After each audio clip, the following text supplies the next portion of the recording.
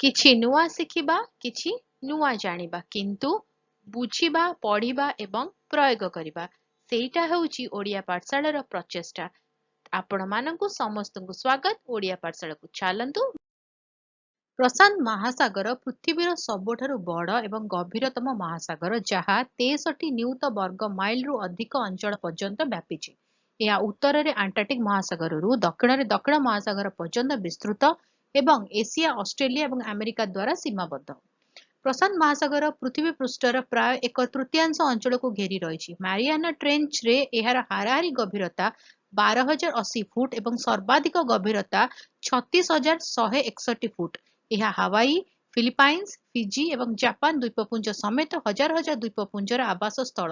ସମୁଦ୍ରକୁ ବିଷୁବ ରେଖା ଦ୍ୱାରା ଉତ୍ତର ପ୍ରଶାନ୍ତ ମହାସାଗର ଏବଂ ଦକ୍ଷିଣ ପ୍ରଶାନ୍ତ ମହାସାଗରରେ ବିଭକ୍ତ କରାଯାଇଛି।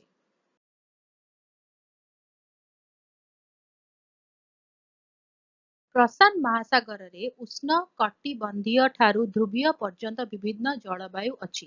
ପ୍ରମୁଖ ସମୁଦ୍ର ସ୍ରୋତରେ କୁରୋସିଓ ସ୍ରୋତ, କାଲିଫର୍ଣ୍ଣିଆ ସ୍ରୋତ ଏବଂ ବିସୁବିୟ ପ୍ରତିସ୍ରୋତ ଅନ୍ତର୍ଭୁକ୍ତ।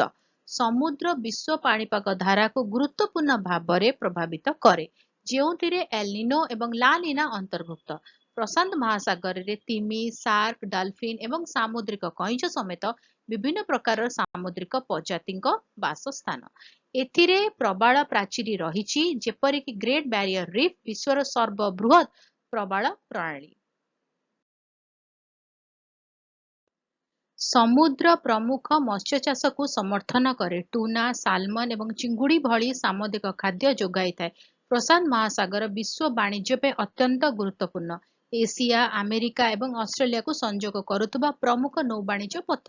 ଏହା ଗଭୀର ସମୁଦ୍ର ଖଣିରୁ ତେଲ, ଗ୍ୟାସ୍ ଏବଂ ଖଣିଜ ପଦାର୍ଥ ଭଳି ପ୍ରାକୃତିକ ସମ୍ପଦ ଯୋଗାଇଥାଏ।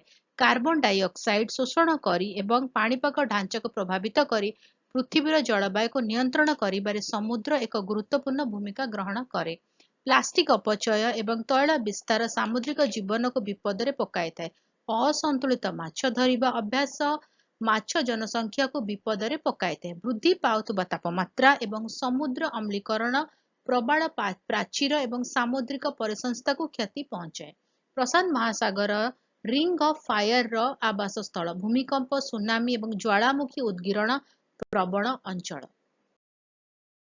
ସାଗର ପୃଥିବୀର ଇକୋସିଷ୍ଟମର ଏକ ଗୁରୁତ୍ୱପୂର୍ଣ୍ଣ ଅଂଶ, ବିବିଧ ସାମୁଦ୍ରିକ ଜୀବନକୁ ସମର୍ଥନ କରେ ଏବଂ ବିଶ୍ୱ ବାଣିଜ୍ୟ ଏବଂ ଜଳବାୟୁ ନିୟନ୍ତ୍ରଣରେ ଏକ ଗୁରୁତ୍ୱପୂର୍ଣ୍ଣ ଭୂମିକା ଗ୍ରହଣ କରେ। ତଥାପି, ଏହା ଗୁରୁତ୍ୱପୂର୍ଣ୍ଣ ପରିବେଶଗତ ବିପଦର ସମ୍ମୁଖୀନ ହୁଏ, ଯାହାର ସଂରକ୍ଷଣ ଏବଂ ସ୍ଥାୟୀ ପରିଚାଳନା ପାଇଁ ଆନ୍ତର୍ଜାତୀୟ ପ୍ରୟାସର ଆବଶ୍ୟକତା ରହିଛି।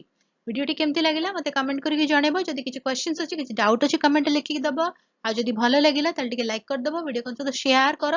ଚ୍ୟାନେଲରେ ଯେଉଁମାନେ ଭିଡିଓ ଦେଖୁଛନ୍ତି ସବସ୍କ୍ରାଇବ କରିନାହାନ୍ତି, ଚ୍ୟାନେଲକୁ ପ୍ଲିଜ ସବସ୍କ୍ରାଇବ କରି ବେଲ୍ ଆଇକନ୍ ପ୍ରେସ୍ କରି ଅଲ୍ ନୋଟିଫିକେସନକୁ ଅନ୍ ରଖିଥାଅ।